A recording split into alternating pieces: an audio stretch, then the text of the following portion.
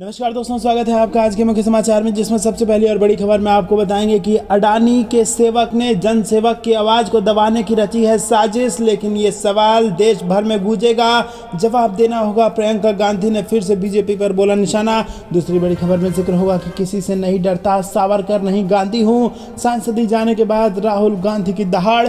तीसरी खबर में जिक्र होगा कि राहुल गांधी की अयोग्यता, गांधीवादी दर्शन के साथ विश्वासघात, अमेरिकी सांसद रो खन्ना ने कही ये बात, और साथ ही अमेरिका के संसद में भी गूंजा राहुल गांधी का मुद्दा। चौथी खबर में जिक्र होगा कि 2024 में कर्नाटक से बीजेपी को हटाने की रणनीति, ममता बनर्जी ने कुमार स्वामी से की है मुलाकात, और साथ ही साथ पांचवी खबर में जिक्र मौसम का, 3 दिनों तक होगी बारिश, ओले की भी चेतावनी मौसम विभाग ने दिया है ये अलर्ट। दोस्तों, हर एक खबर की गहराई में आपको ले जाएंगे, लेकिन उससे पहले अगर आपको भी ऐसा लगता है कि 2024 में बदलेगी सरकार, तो वीडियो को लाइक और कमेंट में लिखिए जय हिंद। दोस्तों, रुक करते हैं सबसे पहली और बड़ी खबर की तरफ। अडानी सेवक ने जनसेवक की आवाज दबाने की रची है साजिश, लेकिन ये सवाल देश भर में गूंजेगा, जवाब देना होगा। प्रियंका गांधी का बयान। जी हाँ दोस्तों, आपको बता दें कि कांग्रेस महासचिव प्रियंका गांधी ने एक बार फिर मोदी सरकार पर हमला बोला है। उन्होंने संसद में राहुल गांधी के भाषण का वो हिस्सा ट्वीट किया है जिसमें उन्होंने अडानी के मुद्दे पर सरकार से सवाल किए थे। उन्होंने ट्वीट में कहा कि इन्हीं सवालों के लिए राहुल गांधी जी पर हमला किया जा रहा है। जनता द्वारा चुने हुए जनसेवक ने जनता की तरफ से सवाल पूछे तो अडानी सेवक ने जनसेवक की आवाज़ दबाने की साजिश रच डाली, लेकिन जनता की आवाज़ दबाई नहीं जा सकती। ये सवाल अब देश भर में गूंजेगा और जवाब देना होगा। जी हाँ दोस्तों, इससे पहले शुक्रवार को प्रियंका गांधी ने कहा था कि पीएम मोदी, आपके चमचों ने एक शहीद प्रधानमंत्री के बेटे को देशद्रोही मीर जाफर कहा है। आपके एक मुख्यमंत्री ने सवाल उठाया कि राहुल गांधी का पिता कौन है। कश्मीरी पंडितों के रिवाज निभाते हुए एक बेटा पिता की मृत्यु के बाद पगड़ी पहनता है, अपने परिवार की परंपरा कायम रखता है। उन्होंने दूसरे ट्वीट में लिखा था कि भारतीय संसद में अपने पूरे परिवार और कश्मीरी पंडित समाज का अपमान करते हुए पूछा कि वो नेहरू नाम क्यों नहीं रख लेते, लेकिन आपको किसी जज ने 2 साल की सजा नहीं दी, आपको सांसद से डिस्क्वालीफाई भी नहीं किया गया। राहुल गांधी जी ने एक सच्चे देशभक्त की तरह अडानी की लूट पर सवाल उठाया और ये कार्रवाई हो गई। रुक करते हैं अगली ब्रेकिंग न्यूज की तरफ। किसी से मैं नहीं डरता, सावरकर नहीं गांधी हूँ, सांसदी जाने के बाद राहुल गांधी की 2 टूक। जी हाँ दोस्तों, आपको बता दें कि लोकसभा सदस्य छिन जाने के बाद पहली बार राहुल गांधी ने कांग्रेस मुख्यालय में प्रेस कॉन्फ्रेंस को संबोधित किया, और अपने संबोधन में उन्होंने प्रधानमंत्री नरेंद्र मोदी के अलावा लोकसभा अध्यक्ष ओम बिरला पर भी निशाना साधा और आरोप लगाया कि स्पीकर ने उन्हें बोलने का मौका नहीं दिया। 2 बार खत लिखा, तीसरी बार मिला भी, लेकिन वो कहते हैं कि कुछ नहीं कर सकता। मोदी सरनेम पर माफी को लेकर पूरे सवाल के जवाब में राहुल गांधी ने कहा कि मैं किसी से नहीं डरता हूं, सावरकर नहीं गांधी हूं। वहीं कांग्रेस नेता राहुल गांधी ने शनिवार को लोकसभा में अयोग्य ठहराए जाने के बाद पहली बार एक संवाददाता सम्मेलन को संबोधित किया और कहा कि उन्होंने संसद में अडानी के संबंध में केवल एक प्रश्न पूछा था। मैंने केवल एक सवाल पूछा कि अडानी जी का मुख्य काम व्यवसाय है, लेकिन पैसा उनका नहीं है। मैं केवल ये जानना चाहता था कि 20,000 करोड़ रुपए किसका है। मैंने मीडिया रिपोर्टों से जानकारी ली और प्रधानमंत्री नरेंद्र मोदी और अडानी के बीच संबंध है या नहीं, ये तब से शुरू हुआ जब नरेंद्र मोदी गुजरात के मुख्यमंत्री थे। मैंने हवाई जहाज पर बैठे नरेंद्र मोदी की फोटो दिखाई, लेकिन मेरा भाषण हटा दिया गया। मैंने स्पीकर को एक विस्तृत पत्र लिखा था। दोस्तों, रुक करते हैं अगली ब्रेकिंग न्यूज की तरफ। राहुल गांधी की अयोग्यता, गांधी दर्शन के साथ विश्वासघात, अमेरिका में भी गूंजा राहुल गांधी के समर्थन में आवाज। जी हाँ दोस्तों, आपको बता दें कि शीर्ष भारतीय अमेरिकी सांसद रो खन्ना ने कहा कि कांग्रेस नेता राहुल गांधी का संसद से निष्कासन किया जाना गांधीवादी विचारधारा के साथ गहरा विश्वासघात है। डेमोक्रेटिक कांग्रेसी ने शुक्रवार को ट्विटर पर कहा कि राहुल गांधी को संसद की सदस्यता से अयोग्य ठहराया जाना गांधीवादी दर्शन और भारत के गहरे मूल्यों के साथ विश्वासघात है। ये वो नहीं है जिसके लिए मेरे दादाजी ने अपनी जिंदगी के कई साल जेल में कुर्बान कर दिए थे। अपने ट्वीट में प्रधानमंत्री नरेंद्र मोदी से इस मामले में हस्तक्षेप करने का अनुरोध करते हुए खन्ना ने कहा कि भारतीय लोकतंत्र के हित के लिए आपके पास इस फैसले को पलटने की शक्ति है। ये ट्वीट न्यूयॉर्क टाइम्स की एक रिपोर्ट की प्रतिक्रिया के रूप में आया, जिसमें कहा गया था कि राहुल गांधी का निष्कासन भारतीय राष्ट्रीय कांग्रेस पार्टी के लिए एक सबसे बड़ा झटका है। दोस्तों, रुक करते हैं अगली ब्रेकिंग न्यूज की तरफ। 2024 में कर्नाटक से बीजेपी को हटाने की रणनीति, ममता बनर्जी ने कुमार स्वामी से की मुलाकात। जी हाँ दोस्तों, आपको बता दें कि 2024 के लोकसभा चुनाव से पहले विपक्षी गठबंधन बनाने की ममता बनर्जी की प्रक्रिया कुछ और तेज हो गई है और इस दिन कर्नाटक के पूर्व मुख्यमंत्री और जेडीएस नेता एचडी कुमारस्वामी ने कालीघाट में ममता से मुलाकात की। वहीं आपको बता दें कि सूत्रों के मुताबिक बैठक में गठबंधन की संभावित प्रक्रिया के साथ ही कर्नाटक में आगामी विधानसभा चुनाव पर भी चर्चा हुई। पश्चिम बंगाल की मुख्यमंत्री ममता बनर्जी ने जनता दल के नेता एचडी कुमारस्वामी से शुक्रवार को यहां अपने आवास पर मुलाकात की और कुमारस्वामी शाम करीब 4:50 पर बनर्जी के आवास पर पहुंचे। तृणमूल कांग्रेस के सूत्रों के अनुसार दोनों नेताओं ने देश में मौजूदा राजनीतिक हालात और 2024 के लोकसभा चुनाव में भारतीय जनता पार्टी के खिलाफ लड़ाई एवं उसे हराने के तरीकों पर चर्चा की। दोस्तों रुक करते हैं अगली ब्रेकिंग न्यूज की तरफ। 3 दिनों तक होगी बारिश, ओले की भी चेतावनी, मौसम विभाग से आया ये अपडेट। जी हाँ दोस्तों, राजधानी दिल्ली समेत देश भर के ज्यादातर राज्यों में इन दिनों जमकर बारिश हो रही है और इसके अलावा कई जगह ओले पड़ने की वजह से किसान परेशान हैं। मौसम विभाग ने उत्तर भारत के राज्यों के लिए तारीख की जानकारी दे दी है जब से बारिश, आंधी तूफान और ओलावृष्टि में कमी आएगी। हालांकि देश के अन्य हिस्सों में कई जगह 3 दिनों तक बारिश और आंधी तूफान जारी रहेगी। जी हाँ दोस्तों, आपको बता दें कि मौसम विभाग ने कहा है कि उत्तर पश्चिम भारत में बारिश, आंधी तूफान, ओलावृष्टि की गतिविधि 26 मार्च से कम होने लगेगी। हालांकि शनिवार को झमाझम बारिश होती रही और बता दें कि उत्तर पश्चिम भारत में पश्चिम हिमालय क्षेत्र के अलावा पंजाब, हरियाणा, चंडीगढ़, दिल्ली, पश्चिम उत्तर प्रदेश, पूर्वी उत्तर प्रदेश, पश्चिमी राजस्थान, पूर्वी राजस्थान के हिस्से आते हैं और उधर नॉर्थ ईस्ट, मध्य और दक्षिण भारत में अगले 3 दिनों तक भारी बारिश को राहत मिलने वाली नहीं है। दोस्तों रुक करते हैं अगली ब्रेकिंग न्यूज की तरफ। राहुल गांधी पर बोले आदित्य ठाकरे, देश में लोकतंत्र खतरे में, जिनके मन में डर होता है वो ऐसा ही करते हैं। जी हाँ दोस्तों, संसद में राहुल गांधी की सदस्यता रद्द होने के बाद देश में राजनीतिक माहौल गर्म हो गया है और इसे लेकर तरह तरह की राजनीतिक प्रतिक्रियाएं सामने आ रही हैं। राज्य में महाविकास अघाड़ी के नेताओं ने भी इस पर तीखी प्रतिक्रिया दी है और इस बीच महाविकास अघाड़ी के घटक दल ठाकरे गुट के विधायक आदित्य ठाकरे ने भी इस कार्रवाई को लेकर मोदी सरकार पर निशाना साधा। उन्होंने मीडिया से बातचीत में कहा कि कोर्ट के फैसले के तुरंत बाद इस तरह की कार्रवाई करना चौंकाने वाला है। हम लगातार कहते रहे हैं कि देश में लोकतंत्र खतरे में है।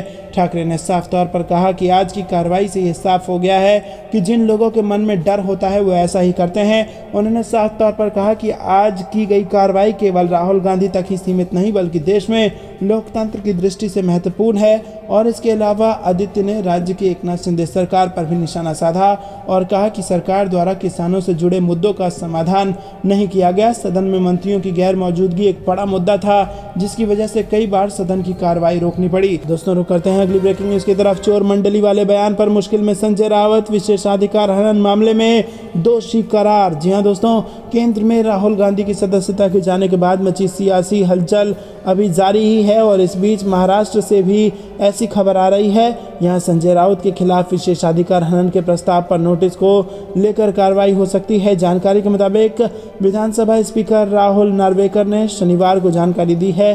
संजय राउत के खिलाफ विशेषाधिकार हनन का प्रस्ताव राज्यसभा में भेजा जा रहा है और ये प्रस्ताव संजय राउत की उस विवादास्पद टिप्पणी से जुड़ा है जिसमें उन्होंने विधिमंडल को चोर मंडल कहा था। और हालांकि बाद में संजय राउत ने अपनी सफाई में कहा था कि उन्होंने सिर्फ शिंदे गुट के लिए ऐसी टिप्पणी की थी। महाराष्ट्र विधानसभा ने प्रथम दृष्टया शिवसेना सांसद संजय राउत को विशेषाधिकार हनन प्रस्ताव का दोषी पाया है। विधानमंडल में चोरों का गिरोह है, उसकी ऐसी टिप्पणी के बाद उनके खिलाफ उल्लंघन का प्रस्ताव रखा गया था। रुक करते हैं अगली ब्रेकिंग न्यूज की तरफ। राहुल गांधी और तेजस्वी यादव के समर्थन में खुलकर आए ललन सिंह, केंद्र सरकार पर जमकर बरसे जेडीयू अध्यक्ष। जी हाँ दोस्तों, केंद्रीय जांच एजेंसियों के द्वारा की जा रही कार्रवाई और राहुल गांधी की संसद सदस्यता रद्द होने का मामला देश भर में गरमाया हुआ है। बिहार के डिप्टी सीएम तेजस्वी यादव शनिवार को सीबीआई मुख्यालय में हाजिर हुए और आरजेडी सांसद मीसा भारती को भी ईडी ने पूछताछ की और लालू परिवार जमीन के बदले नौकरी घोटाला मामले की जांच में उलझा हुआ है। वहीं ललन सिंह ने दोनों मामलों पर अपनी प्रतिक्रिया दी और केंद्र की नरेंद्र मोदी सरकार पर हमला बोला है। जेडीयू के राष्ट्रीय अध्यक्ष ललन सिंह ने जमीन के बदले नौकरी घोटाले में उलझे लालू परिवार के बारे में कहा कि केंद्र सरकार अपने राजनीतिक विरोधियों को परेशान करने और उन पर दबाव डालने के लिए जांच एजेंसियों का दुरुपयोग कर रही है। 14 राजनीतिक दलों ने एक साथ सुप्रीम कोर्ट में याचिका दायर की है और हम भी उसमें याचिका करता है। सुप्रीम कोर्ट ने 5 अप्रैल को सुनवाई की तिथि तय की है और ये अघोषित इमरजेंसी है, संस्थाओं को ध्वस्त किया जा रहा है। दोस्तों आपको क्या कुछ लगता है कमेंट में जरूर बताइए। रुक करते हैं ब्रेकिंग न्यूज़ की तरफ। प्रियंका गांधी का पीएम मोदी पर हमला। हमारी रगों में जो खून दौड़ता है वो आप जैसे कायर तानाशाह के सामने कभी नहीं झुकेगा। जी हाँ दोस्तों, आपको बता दें कांग्रेस नेता राहुल गांधी के वायनाड से संसद की सदस्यता रद्द कर दी गई है और इसको लेकर राजनीतिक गलियारों में हलचल मच गई है। एक तरफ बीजेपी इसका बचाव करती दिख रही है तो वहीं दूसरी तरफ कांग्रेस पार्टी लगातार हमले कर रही है और इसी क्रम में कांग्रेस महासचिव प्रियंका गांधी ने राहुल गांधी का बचाव किया और प्रियंका गांधी ने नरेंद्र मोदी पर सीधा निशाना साधा और कहा कि लूट पर सवाल उठाया तो बौखला गए।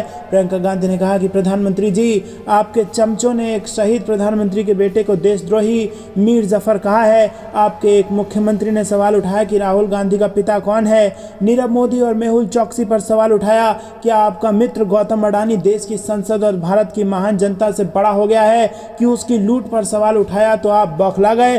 पीएम मोदी पर हमला करते हुए उन्होंने कहा कि कश्मीरी पंडितों के रिवाज निभाते हुए एक बेटा पिता की मृत्यु के बाद पगड़ी पहनता है, अपने परिवार की परंपरा कायम रखता है। भरी संसद में आपने पूरे परिवार और कश्मीरी पंडित समाज का अपमान करते हुए पूछा कि वो नेहरू नाम क्यों नहीं रखते, लेकिन आपको किसी जज ने 2 साल की सजा नहीं दी, आपको संसद से डिस्क्वालीफाई नहीं किया गया।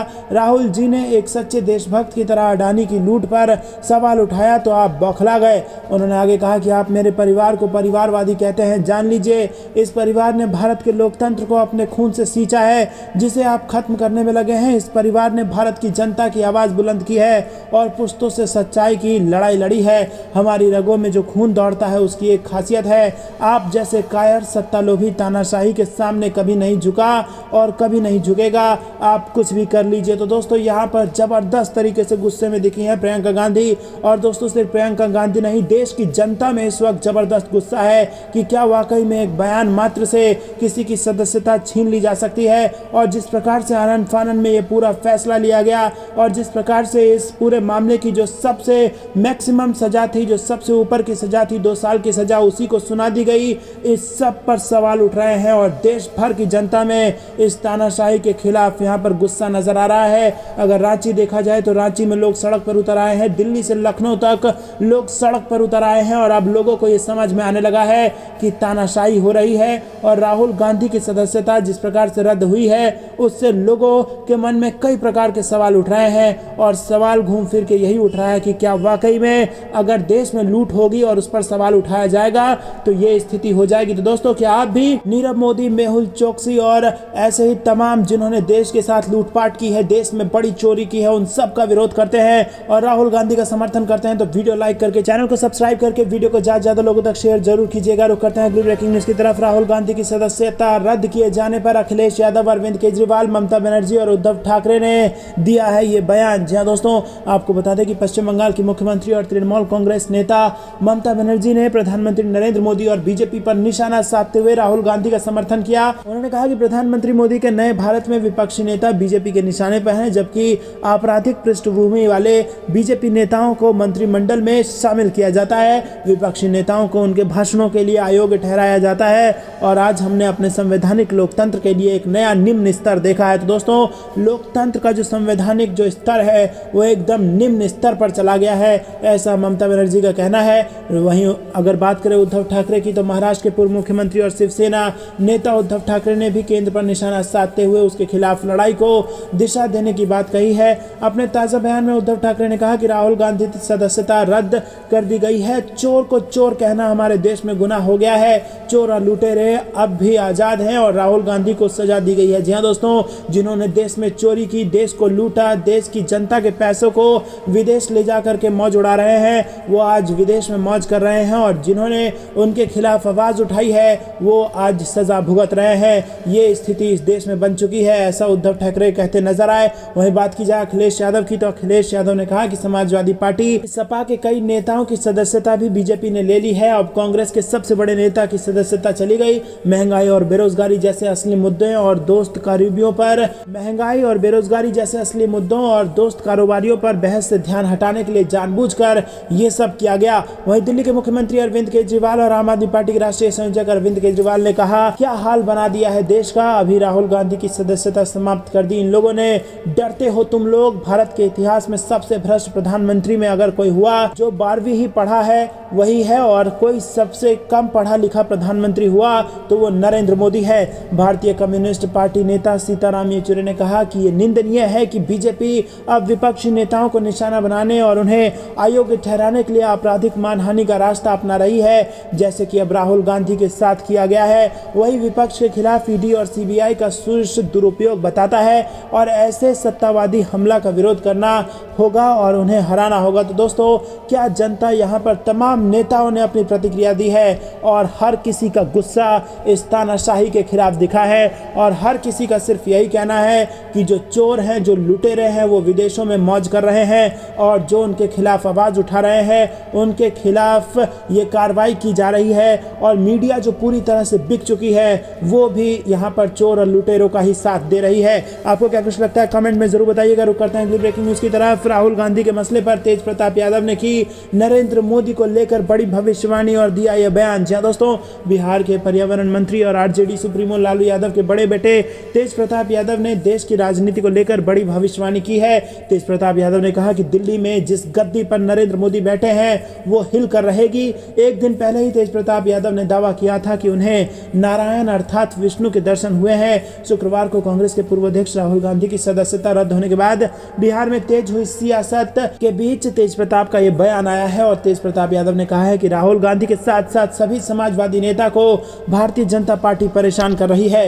रुक करते हैं अगली ब्रेकिंग न्यूज की तरफ। लोकसभा से हटाया गया राहुल गांधी का नाम। तो राहुल गांधी ने कहा कि भारत की आवाज के लिए लड़ रहा हूं, हर कीमत चुकाने के लिए तैयार हूं। जी हां दोस्तों, राहुल गांधी पर एक्शन के बाद कांग्रेस पार्टी ने मोदी सरकार पर हमला बोला है और कहा है कि राहुल गांधी की अगुवाई में निकाली गई भारत जोड़ो यात्रा की लोकप्रियता की वजह से सत्ताधारी पार्टी घबरा गई है और इसकी वजह से विपक्षी नेताओं के खिलाफ इस तरह के एक्शन लिए जा रहे हैं। तो दोस्तों, क्या आपको भी ऐसा लग रहा है कि ये सब कुछ जो भारत जोड़ो यात्रा की जबरदस्त सफलता थी उससे डर कर बीजेपी करवा रही है? कमेंट में जरूर बताइए। रुक करते हैं अगली ब्रेकिंग न्यूज की तरफ। रेणुका चौधरी का पीएम मोदी पर मानहानि केस का ऐलान। क्या संसद की कार्रवाई को कोर्ट में दी जा सकती है चुनौती? जी हां दोस्तों, आपको बता दें कि मोदी सरनेम वाले बयान के बाद राहुल गांधी को कोर्ट ने 2 साल की सजा सुना दी है और उधर बीजेपी पार्टी राहुल गांधी के बयान को ओबीसी का अपमान बताते हुए कांग्रेस नेता पर हमला बोल दिया है। और इन सब के बीच कांग्रेस की वरिष्ठ नेता रेणुका चौधरी ने राज्यसभा में 7 फरवरी 2018 को प्रधानमंत्री नरेंद्र मोदी के दिए गए एक बयान को लेकर कोर्ट जाने का ऐलान किया है और बड़ा बवाल है कि क्या संसद की कार्रवाई के दौरान दिए गए बयान को कोर्ट में चुनौती दी जा सकती है। दरअसल 7 फरवरी 2018 को राज्यसभा की कार्रवाई के दौरान पीएम नरेंद्र मोदी ने कांग्रेस नेता रेणुका चौधरी के बयान पर चुटकी ली थी और कार्रवाई के दौरान अपने भाषण में कहा था कि मेरी प्रार्थना है कि रेणुका जी को कुछ नहीं कहिए, रामायण सीरियल के बाद ऐसी हंसी सुनने का पहला सौभाग्य आज मिला। दोस्तों, रुक करते हैं अगली ब्रेकिंग न्यूज की तरफ। मजबूरी के प्रधानमंत्री हैं नरेंद्र मोदी, विकल्प खड़ा करना होगा। प्रशांत किशोर ने सामने रखा 2024 का प्लान। जी हां दोस्तों, चुनावी रणनीतिकार प्रशांत किशोर ने प्रधानमंत्री मोदी को लेकर बड़ा बयान दिया और कहा कि जनता के विकल्प नहीं होने के कारण मजबूरी में जनता ने पीएम मोदी को 2019 में पीएम बनाया। लोग विकल्प तैयार करें और किसी और को पीएम बनाएं।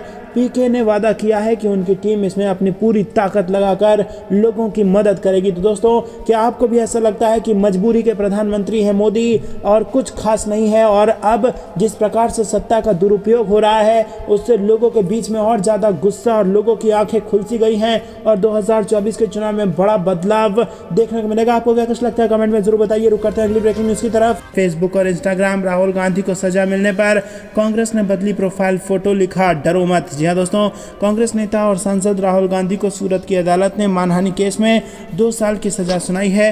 राहुल गांधी की सजा के बाद जोरदार सियासत हो रही है और कांग्रेस के कार्यकर्ता सड़कों पर विरोध प्रदर्शन कर रहे हैं और इस सब के बीच कांग्रेस ने अपने ऑफिशियल सोशल मीडिया अकाउंट पर प्रोफाइल फोटो बदल दी है। साथ ही तमाम कांग्रेस नेता और कार्यकर्ताओं ने भी इसी फोटो को अपने प्रोफाइल पर लगाया है।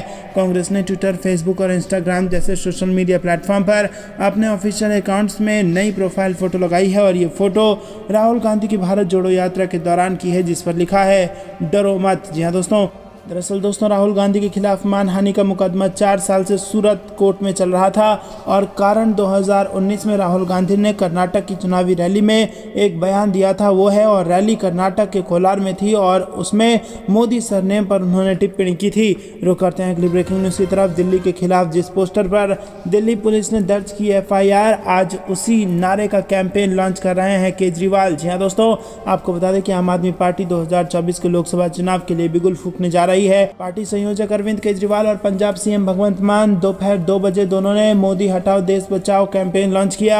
आम आदमी पार्टी का कहना है कि 23 मार्च भगत सिंह, राजगुरु, सुखदेव का शहीदी दिवस है, इसीलिए आज के दिन ये कैंपेन लॉन्च हो रहा है। एक दिन पहले दिल्ली में इसी नारे के पोस्टर लगाए गए थे जिस पर पुलिस ने तुरंत कार्रवाई की थी, और इतना ही नहीं, पुलिस ने इस मामले में 138 FIR दर्ज कर ली है और जिसमें 36 PM मोदी के खिलाफ विवादित पोस्टर को लेकर दर्ज की गई है और पुलिस ने इस मामले में 6 लोगों को गिरफ्तार भी कर लिया है। आम आदमी पार्टी की सभा में आम आदमी पार्टी के सभी विधायक, सांसद, नेता, कार्यकर्ता और पार्टी के राष्ट्रीय पदाधिकारी शामिल होंगे।